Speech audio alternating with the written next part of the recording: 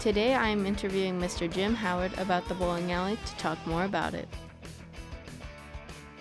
My name is Jim Howard, bowling center manager here, but we also deal with other things. We have some rental toys that not a lot of people are aware of, bounce house kind of items like we had for the President's pregame tailgate this past weekend, casino tables, a cash cube, bingo, so you'll see some of our items being set elsewhere on campus.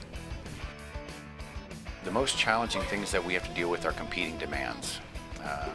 Sometimes you can walk by and it'll be very quiet here, and that seems nice, peaceful.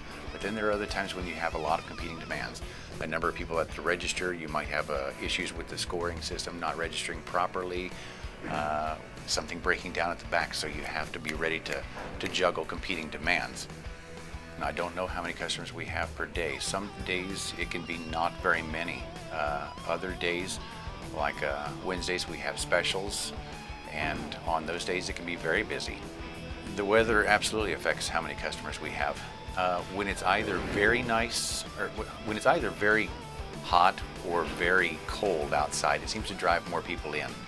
Like in the winter, people can't do as many of the outdoor sports as they would like, going to the lake, etc. So they'll come in and bowl when it's bad that way. But also when it's really hot outside, nobody wants to go out there either, so they'll come in and enjoy some air conditioning and bowl more then.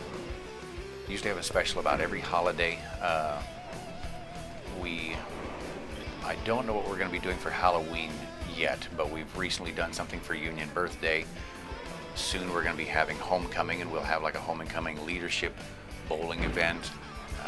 We'll be setting up for refreshments and stuff for alumni to come in and enjoy on the weekend that we do homecoming. My favorite part about bowling, I think mostly, is just meeting people and also working with the students here. We have students from not just America, but we've had student workers from all over, and it gives us a chance to learn something from one another.